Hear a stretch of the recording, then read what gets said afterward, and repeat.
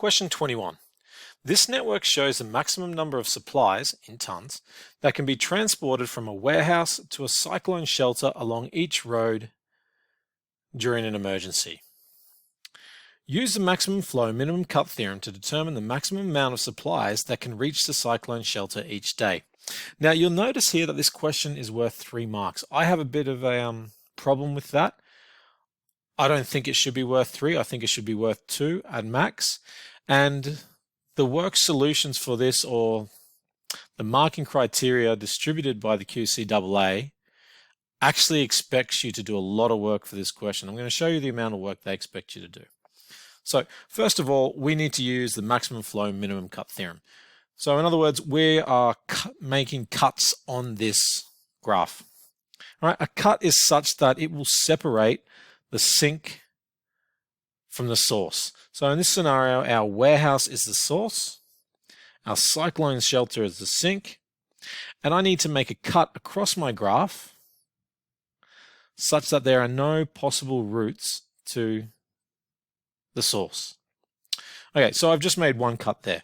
Now, when counting the weight of your cut, we always read and look at the edges that start on the source side and travel through to the sink side.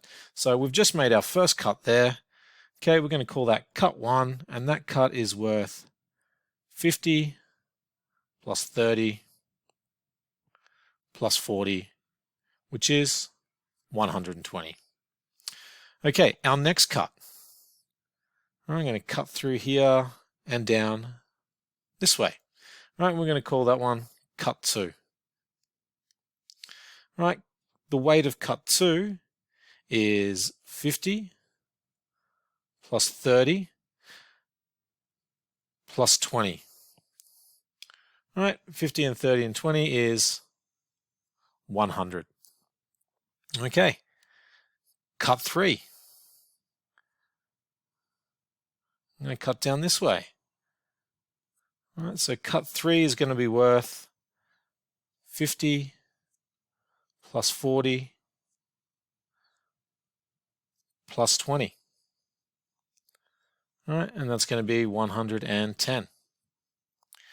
All right, and we need to keep continuing to do this, guys, just because that's how the QCAA wants it.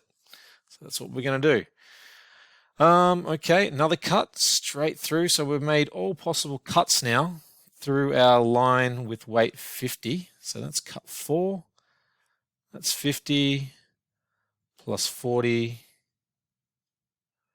plus 30, which is 120.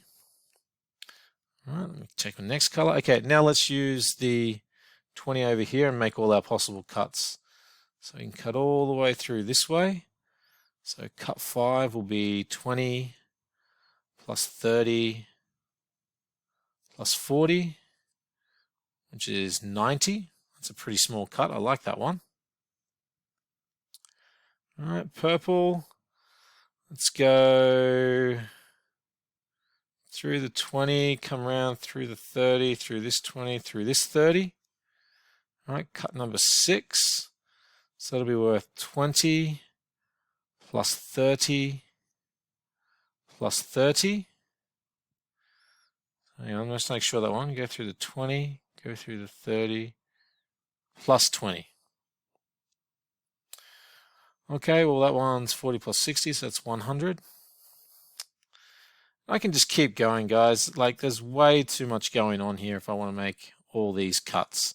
All right, make another cut just here. All right, cut number 7 would be 20 plus 40 plus 30, which is equal to 90. Okay, so you can see there I've got 2 cuts worth 90. I don't see any possible solution how I'm going to get anything smaller than that. So we now need to determine the maximum amount of supplies that can reach a shelter in the day. Well, cut number 5, cut number 7 do the trick. So the maximum supplies is 90 tons.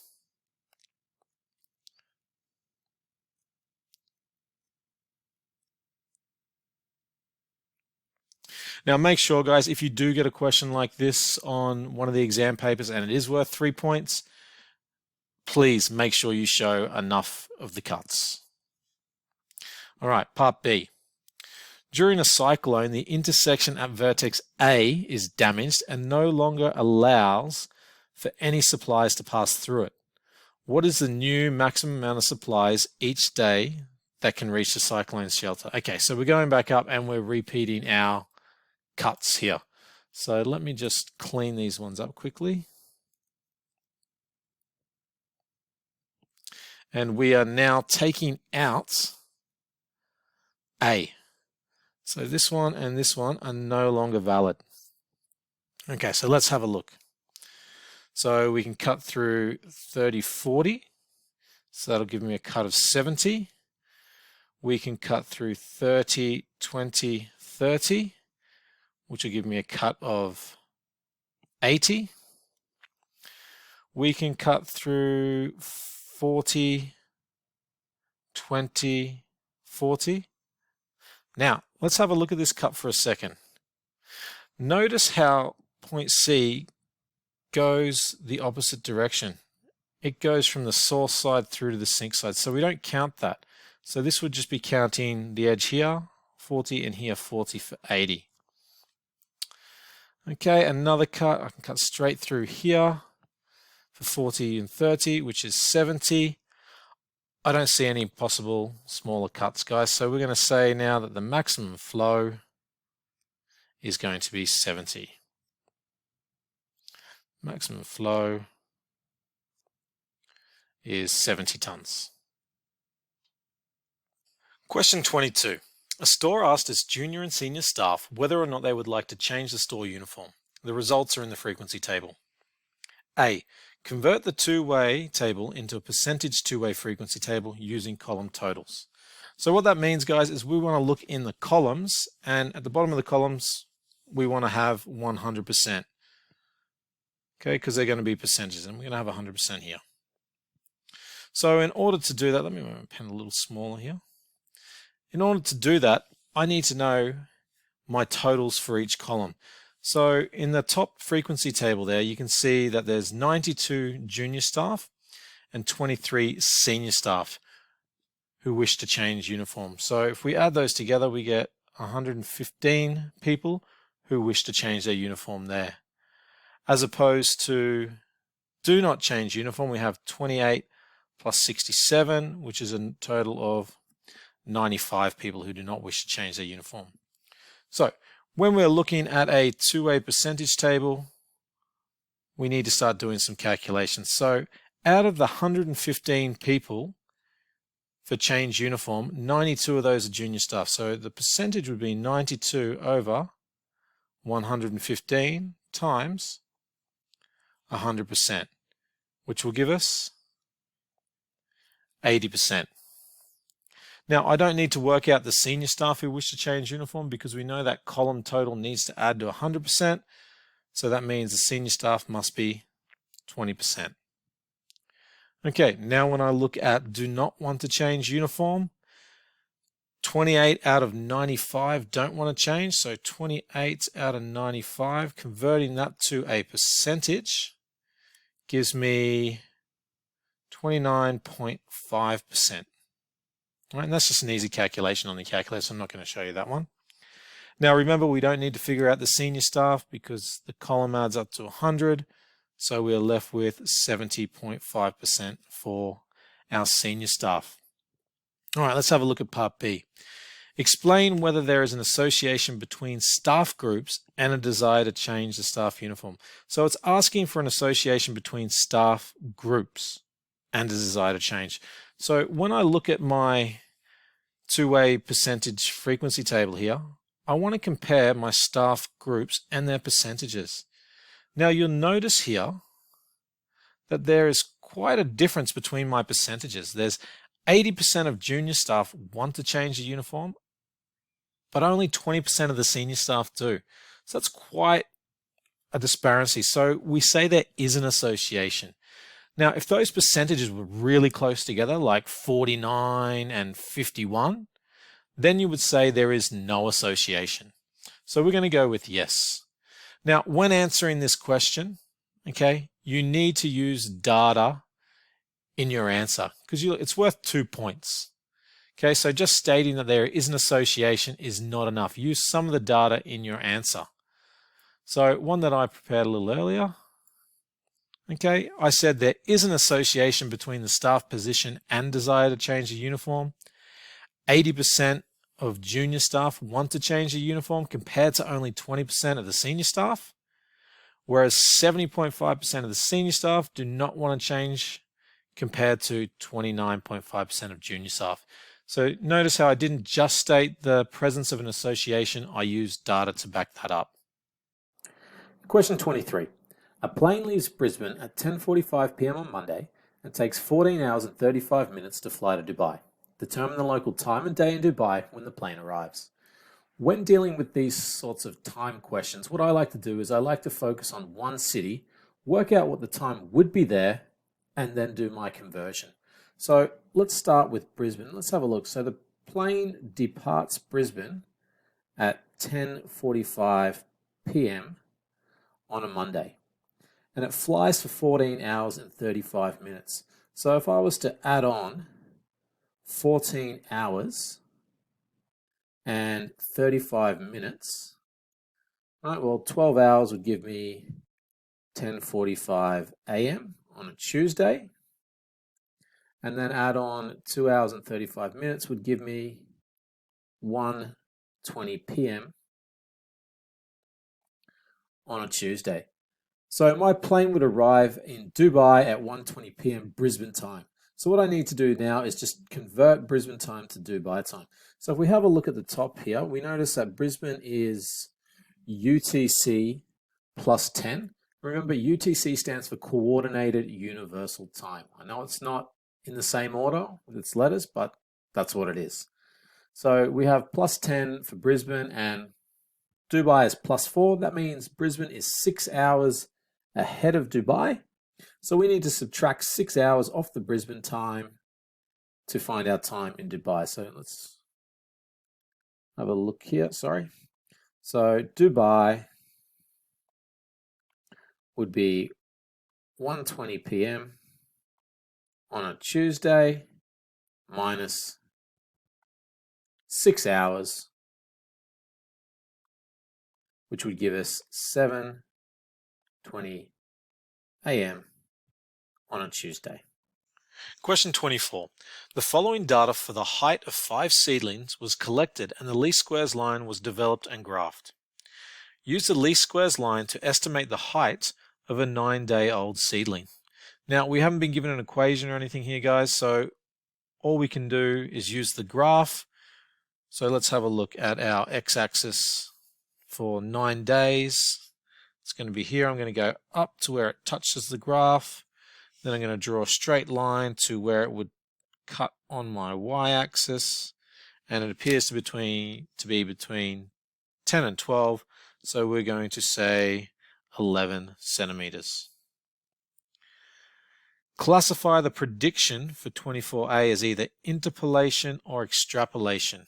So you'll notice we started recording from day 0. And we recorded, let me get a thicker pen here so you can see. Started recording from day 0 and we recorded all the way up to day 24. So any estimates or any approximations we're using, predictions we're using with our graph or with a least squares formula, in between these two lines is called interpolation. Anything outside those lines is extrapolation.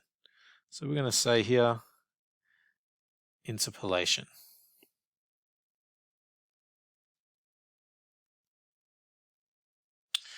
Okay, based on the graph, the following statement was made. A seedling will reach a height of 32 centimeters by day 29. Comment on the reasonableness and the possible dangers of this statement. Well, yes, okay, fine. If we do look at that graph, we notice around the 32 mark, it hits about day 29. But I have 2 issues with this. The first issue is, like we spoke about for B, any data within those blue lines is what we call interpolation. Anything outside those blue lines is extrapolation. Now, once we start dealing with, can't talk and spell at the same time, extrapolation, when we start dealing with data on the outskirts of what we recorded, we're extrapolating, therefore, we're not as reliable as we'd like to be. So the first issue I have is the data is extrapolated, therefore slightly unreliable. And the second issue I have is when we look at this data, there's a nice trend of it going up, going up, going up, and then it starts to flatten out a bit. So maybe a linear model is not the best model for this data. So those are some things we can comment on. So issue number one, okay, data is extrapolated, therefore unreliable.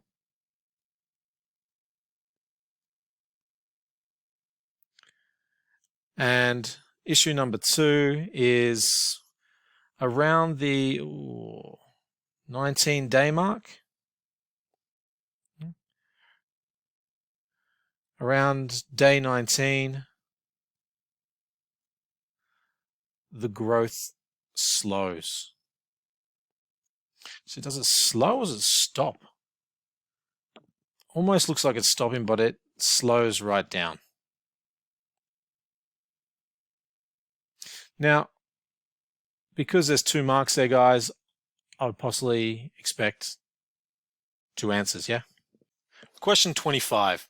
A financial institution offers 2 investment options. Option 1, 7% per annum, compounding quarterly. Option 2, 6.8% per annum, compounding monthly. Use the effective interest rate formula to determine the option that will provide the better return.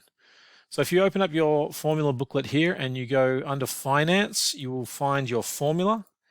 Okay, effective annual rate of interest. Now, what this formula does is it turns any of these compounding periods into a simple interest statement.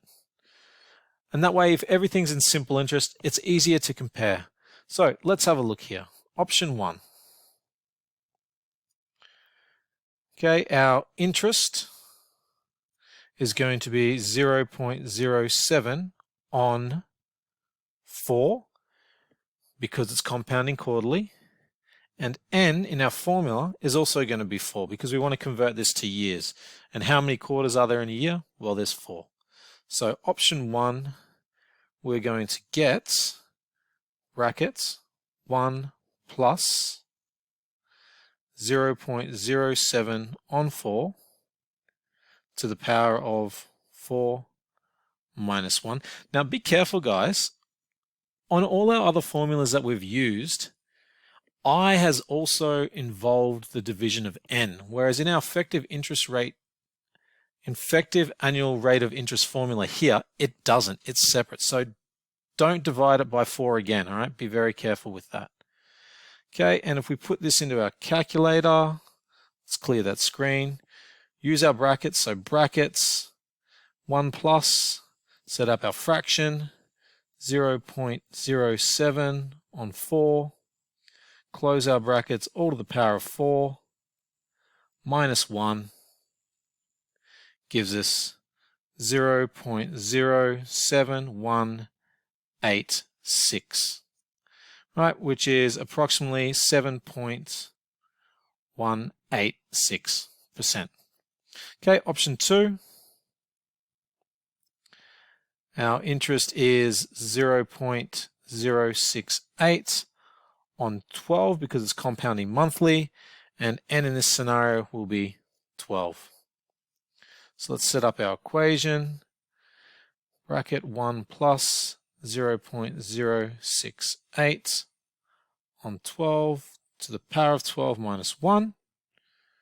All right. Now, I could go ahead and put this formula in again, guys, but I'm just going to go up, hit enter, and then edit my formula. So 0.068 on 12 to the power of 12 minus 1, which gives me 0.0701. What do we go to for 5 decimal places? Let's go to 5 decimal places again. 6. All right, which is approximately 7.016%. So comparing these two, option 1, well, that's a terrible color, can't even see the answer. Option 1 has a higher simple interest percent, so that's what we're going to go with. So therefore, option 1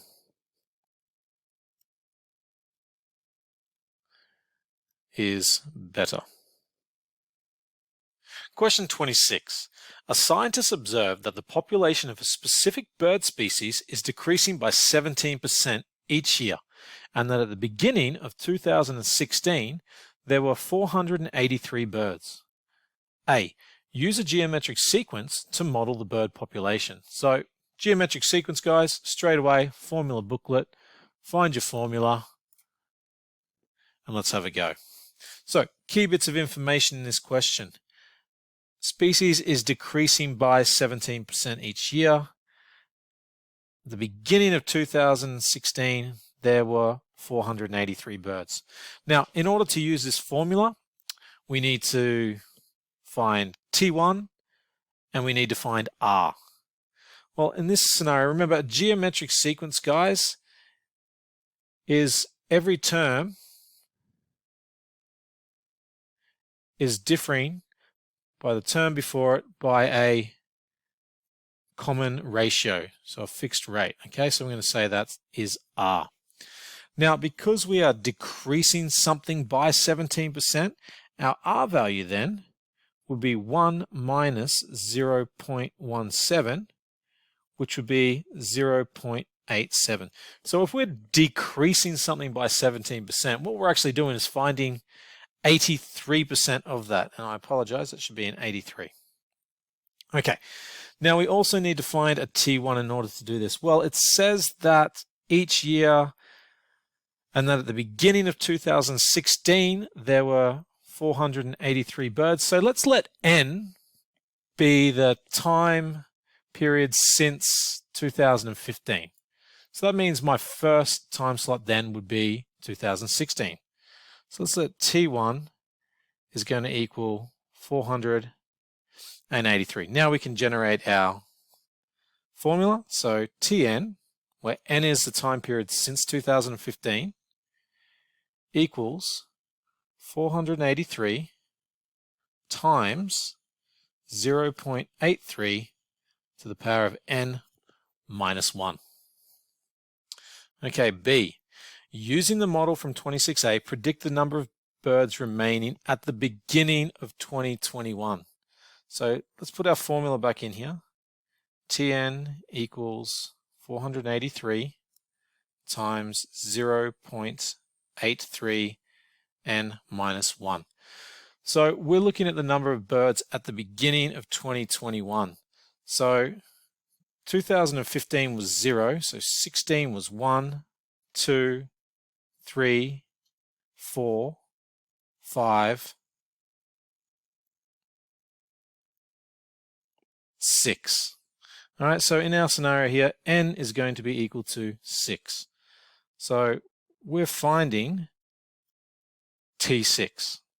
So 483 times 0.83 to the power of 5, because N minus 1 is 5. Let's put that in our calculator. 483 times 0.83 to the power of 5 equals approximately 190 birds.